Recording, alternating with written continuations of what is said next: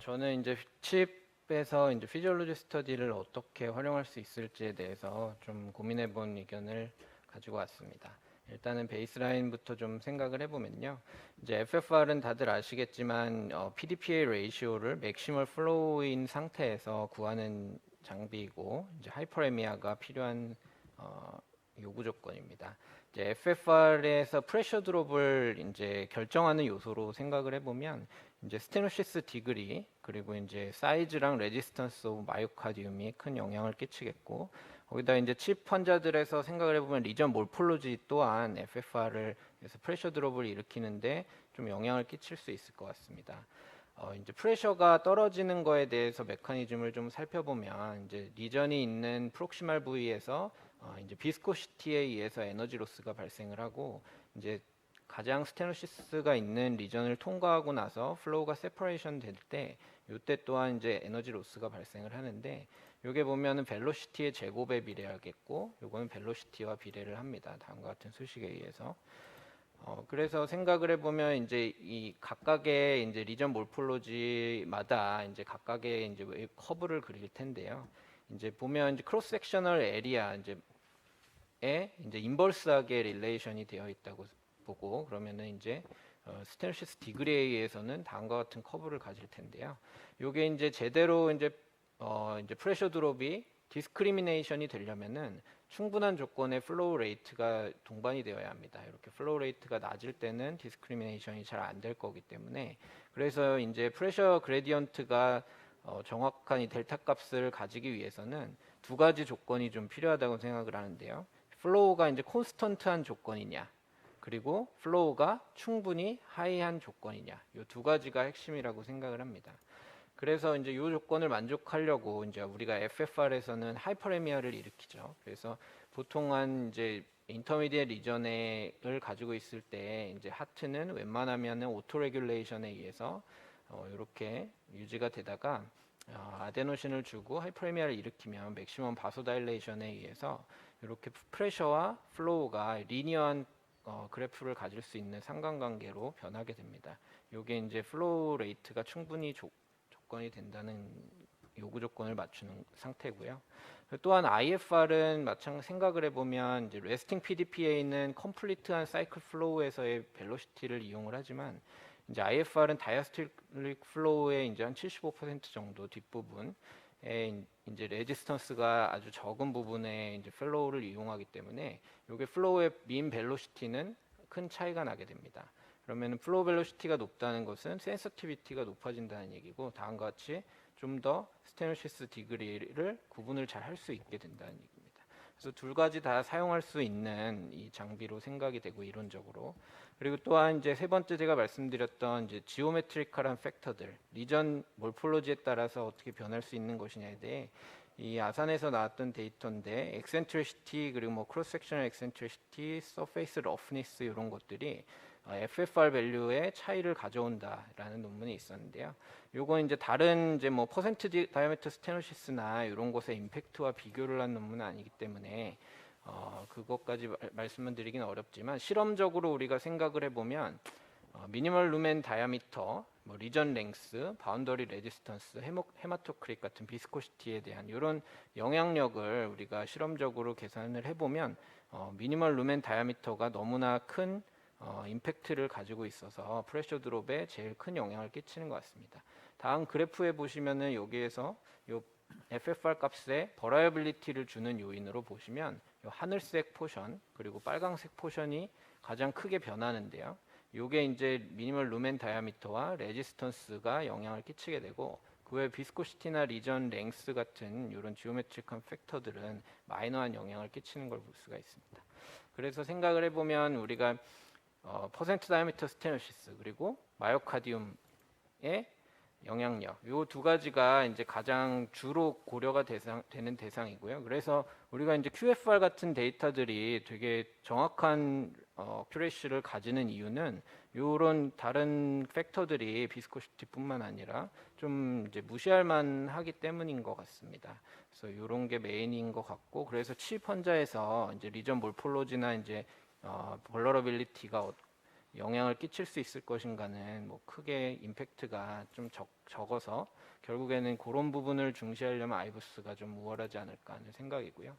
다음은 이제 결국에 피지올로지가 도움이 될 수 있는 부분은 이제 시리얼 디퓨즈 리전에서라고 생각을 하는데, 롱 스탠팅은 이제 기존 뭐 2000년대 데이터부터 생각을 해보면 이제 푸어한 클리니컬 아웃컴과 영향을 끼친다는 것은 잘 알려져 있는 사실인데, 그렇다면 피지올로지 가이디드 PCI는 이제 아이부스 가이디드랑 비교를 명확히 할 수는 없지만 그 도움이 될 것이냐에 대한 케이스들을 몇 개 준비했는데요.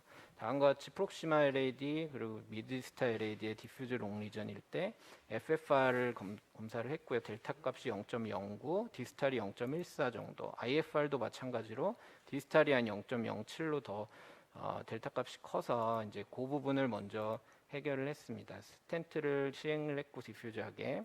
그러고 나서 포스트 값이 포스트 FFR이 0.89, IFR은 0.96으로 모두 다 만족할 만한 성과를 얻어서 레지듀얼 델타 값도 많이 적은 양상으로 이제 이 환자는 프록시멀 리전은 치료하지 않고 디퍼를 한 케이스입니다. 이 환자의 경우에도 스텐트가 이제 훨씬 길어질 수 있는 롱 스텐트가 될 수 있는 것을 이제 하나 줄여줄 수 있었죠. 그래서 이제 FFR 가이디드 이제 롱 스템 롱 리전에서 이제 스트레이트지는 이제 빅 델타 값을 치료를 하자인데, 이게 이론적으로는 정확한 델타 프레셔를 의미하지는 않습니다. 그는 이거 니코팔스가 이제 제안했던 거에 보면 웨지 프레셔까지 정확히 알아야 이제 FFR은 에스티메이션이 정확히 할 수 있다고 했기 때문에 요 이론적으로 정확한 값은 아닐 거고요. 반면에 이제 IFR 같은 경우는 우리가 플로우 벨로시티가 스테디하기 때문에 스텐 하나 놓고 두 번째 걸 측정을 할 때 에스티메이션을 좀 더 단순하게 할 수 있다라고 예상을 해볼 수 있습니다. 그래서 단순히 요 프레셔가 드롭되는 델타 값을 빼는 것만으로 이렇게 에스티메이션 값을 미리 알 수 있다는 장점은 있습니다. 다음은 이제 IFR 코 레지스트레이션 싱크비전이라고 알려져 있는 그 장비를 이용해서 시술한 케이스인데요. 이것도 마찬가지로 미드 LAD의 이제 니어 토탈 오클루전, 프록시말에 한 50% 스테노시스 있는 병변이었고, 뒷부분이 길어서 2.75 48mm 스텐트 시너지 스텐트를 인설션하였고, 그 후에 이제 IFR 코 레지스트레이션을 재봤더니 레지듀얼 프레셔 드롭은 뭐 점이 이게 하나당 0.01을 의미하는데요. 스텐트 한 부분은 많지 않고 프록시말 리전에서는 거의 0.10 정도가 떨어지는 것을 볼 수 있습니다. 그래서 여기에 스텐트를 23mm 랭스까지 재서 이제 셀렉션해서 넣었고 NC 볼륨까지 3.5로 시행을 하였습니다. 하고 난 후에 보니까 이제 요 값은 조금 안 맞았는데, 결국에는 요 웨이브에서 보면 그래프에서 그 이전에 이렇게 요 스텝업 되는 부분이 많이 소실이 된 것을 알 수가 있고, 이제 여기에 이제 닷도 많이 줄어든 것을 알 수가 있습니다. 그래서 이 IFR 풀백 디바이스를 이용하면 좀 더 이제 스텐 랭스를 꼭 필요한 부분만 하는 것으로 이제 좀 줄일 수 있지 않을까 이런 생각이고요. 다음은 이제 이런 포스트 PCI에 그러면 제가 좀 전에 쟀던 것처럼 FFR, IFR을 재면 얼마나 이제 이게 도움이 될 것이냐, 프로그노스틱한 임팩트가 있을 것이냐에 대해서 보면 이제 뭐 아이부스 같은 경우는 옵티마이제이션 요걸로 해서 하면은 이제 뭐 프로시저도 많이 바꿀 수 있고 아웃컴도 좋아진다라고 알려져 있지만, 이제 피지올로지 가이디드 옵티마이제이션의 결과는 많이 나와 있지는 않습니다.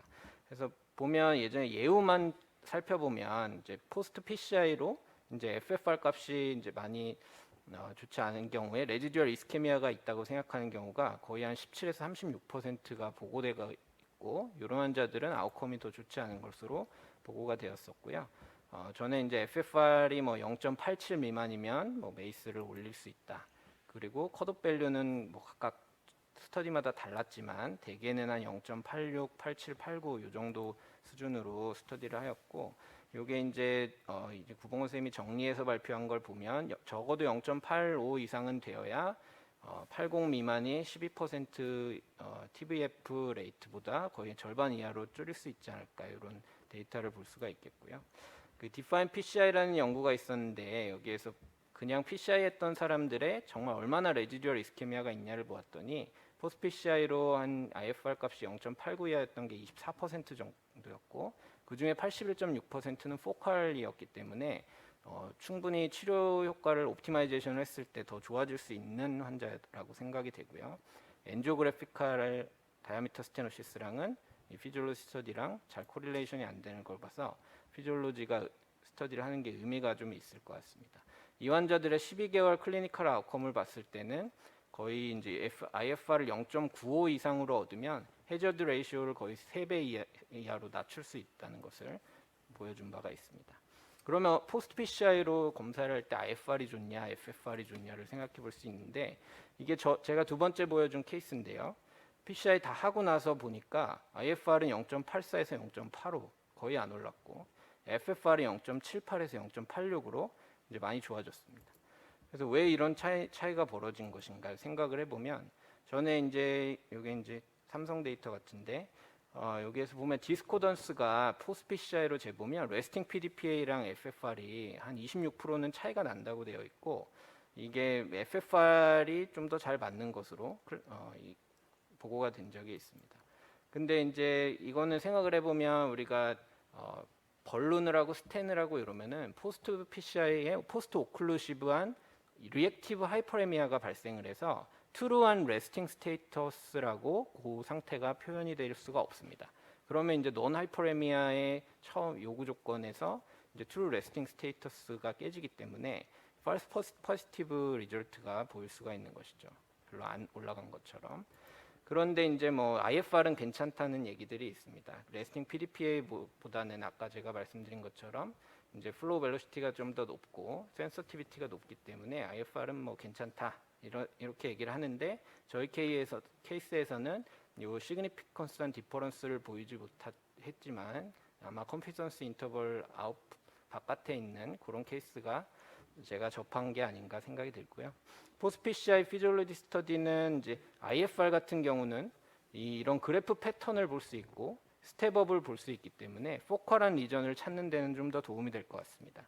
그렇지만 이 파이널 리절트의 프로그노시스 릴레이션을 볼 때는 좀 더 이제 FFR이 메저먼트 버라이어빌리티는 좀 적을 것 같고요.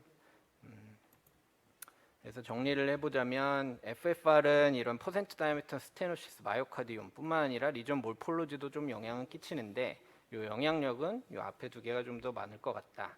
그리고 시리얼 디퓨즈 리전에서는 피지올로지 가이디드 PCI가 도움이 될 것 같은데 클리니컬 팔로업 데이터는 좀 한번 기다려 봐야 될 것 같고요.